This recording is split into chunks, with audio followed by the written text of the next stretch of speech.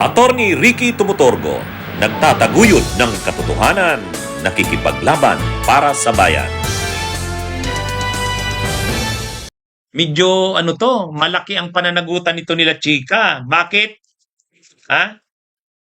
Itong sila Chika, siya ang commander ng Vice Presidential Security Group. Oh. Galing siya sa AFP. Siya ang pinadala ng AFP, parang nakadetail siya doon sa opisina ng Vice President para siya ang maging commander ng Vice Presidential Security Group. Pangalawa sa kanya, si Lieutenant Colonel Nolasco. Ay ngayon, ang nangyari, inutusan siya ni Sara na pagka-ingkas ni Gina Acosta nung mga cheque na 125 million, 125 million, 125 million, 375 million, i-turn over dito kay La Chica. Si La Chica naman tinanggap yung mga pera na yon. Ang tanong, anong authority mo bilang commander ng Vice Presidential Security Group na tumanggap ng nasabing pera? Wala kang authority na ganun eh.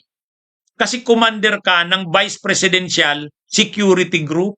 Bawal yun. Hindi ka accountable officer. Sa katunayan, tinanong diyan si Acosta doon sa pagdinig ng Vice Presidential, ang pagdinig na yan sa Kamara, tinanong niyan si Acosta eh. Ang sagot ni Acosta, bakit mo binigay kay La Chica yung naingkas mong pera? Ang lalaki nun. 125 million, 125 million, 125 million, tatlo. 375 million. Sabi ni Gina Acosta, yan po kasi ang utos ni BP Sara. O imagine nyo yan. Imagine nyo yan mga kabunyog, mga kababayan. Imagine nyo. Kaya ito, ang sabi ng COA, mali yung ginawa nila Chika. Dapat siyang managot yan. Bakit niya tinanggap ang pera na yon? Ang sasabihin nila Chika dyan, utos din ng Vice President? Eh bakit mo sinunod? Hindi mo ba alam na hindi mo dapat trabaho yun? Pera yun eh. Pera yun. Hindi pwede yun. Oh. Kaya mga kabunyog, mga kababayan, malaki ang pananagutan nila Chika dito. Malaki ang pananagutan. Oh, ito yun eh. Oh, basahin natin ha, uli. Basahin natin. Yan, ito yun. Sabi dito,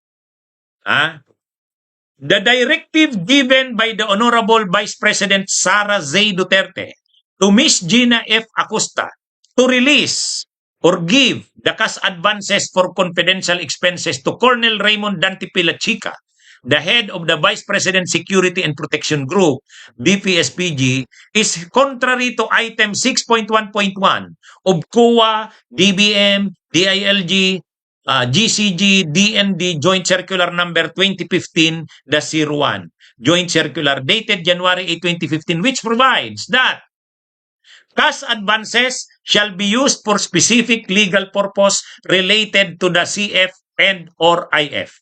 Under no circumstance shall it be used for liquidation of the previous cash advance or be transferred from one accountable to another. In no case, ibig sabihin wala, hindi pwede na i-transfer yung pera na yan na confidential funds from one accountable to another. Sino ba ang accountable? Si Gina Acosta kasi siya yung special disbursing officer. Ba't mo transfer kay La Chica? Ang paliwanag nila, utos daw ni Sara Duterte. Ay hindi pwede yun. Bawal yun. Kaya malaki ang pananagutan ni Cornel La Chica dito. Malaki ang pananagutan ni Cornel La Chica dito. Kaya ano ito mga kabunyog, mga kababayan? Itong si La Chica, 'di ba? Inaano niya si Madriaga. Kinakasuhan nito ni La Chica si Madriaga. O sige, kinakasuhan ni La Chica si Madriaga o siya kaya. Ang linaw-linaw dito ng paliwanag ng COA. Hindi dapat transfer ni Gina Acosta kay La Chica yung ganun kalaking pera kasi hindi siya accountable officer. Ang accountable officer ay si Acosta. Ayan, mga kabunyo. Ang linaw. Anong ginawa ni La Chica? Ang totoo lang, hindi kasi ito na ipatawag sa Kamara noon eh. Kasi nung lumabas na yan, na naitransfer nga sa kanya ang pera kay La Chica, Kinuha na yan, pinull out na, dinala na sa AFP. Ilinagay na sa barracks. Hindi natin alam bakit ganun yun eh. Siguro pinuprotektahan ng AFP kasi masisira ang AFP doon eh. Yun. Pero sa impeachment, hindi pwedeng hindi ipatawag yan. Dapat magpaliwanag siya. Saan napunta ang pera? Actually, may paliwanag na dyan si Madriaga. Sabi ni Madriaga, tinawagan siya nila Chika at ni Nolasco, pumunta siya kay La Chica at kay Nolasco, binigay sa kanya yung mga pera at diniliber niya sa kung saan-saan na ininstruksyon naman ni Sara. Kaya yan yung connection dyan, mga kabunyog, mga kababayan. Kaya si Madriaga yung missing link. Pero ang COA kasi hindi na alam yun. Hindi na yon. Ang COA kasi hanggang lang doon sa hawak nilang records. Ang hawak na records ng COA, yun na nga. Pagka-ingkas ng mga cheque ni Acosta, amounting to 375 million, transfer kay La Chica. Bawal yon. Disallowed yon. Disallowed yon. Kasi hindi dapat trinatransfer yung pera sa hindi naman accountable officer. Okay? Mga kabunyog, pero alam nyo na, common sense, alam nyo na kung bakit ininstruksyon ni Sara kay Acosta na pagka-ingkas nyo ng 375 million, i-transfer nyo kay La Chica. Di ba?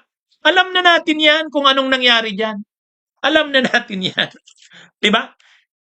Ito yung sinasabi natin na kahit wala pa si Madriaga, kahit pasabihin na hindi credible si Madriaga, dito walang Madriagang pinag-uusapan dito. Dito pa lang, COA documents pa lang, liable na si Sara Duterte. Di ba? Liable na si Sara Duterte. Wala pa si Madriaga dyan. Kaya yung mga nagsasabi, wala yan kasi si Madriaga hindi credible. Alisin natin sa eksena si Madriaga. Hanggang lang tayo dito. Dito pa lang, sinabi na ng COA. Liable si Sara. Di ba? Mga kabunyog. O ngayon, sasabihin na naman ng mga DDS, Attorney Enzo, notice of disallowance pa lang yan, hindi pa yan final. Yes, pero may nauna ng 73 million na ganyan din ang ginawa ng mga tao ni Sara. Nag-appeal din sila sa COA, diniklara din ng COA na hindi, denied. Final na yung disallowance. O ganyan din ang mangyayari dyan. Ganyan din ang mangyayari dyan. Ngayon, lalapit sila sa Korte Suprema. Ay ang Korte Suprema, kapag findings ng mga opisina na expertise nila yan, hindi na yan dinidisturb ng Supreme Court. Inuulit ko ang Korte Suprema, kapag nag-decide ang opisina ng gobyerno na siya naman ang expert dyan, sino ba ang expert sa pag-audit? Supreme Court o COA? COA yan. Babalik ta rin lang yan ng Korte Suprema pag nakita ng Korte Suprema na may grave abuse of discretion sa part ng COA. Sa tingin mo ba may grave abuse of discretion ang COA dito? Wala yan. Wala yan. Saka supported ng facts at evidence ang findings ng COA. Bunyog, bunyog, halikan na kasama ka. Bunyog, kapag buklod ay may pag-asa.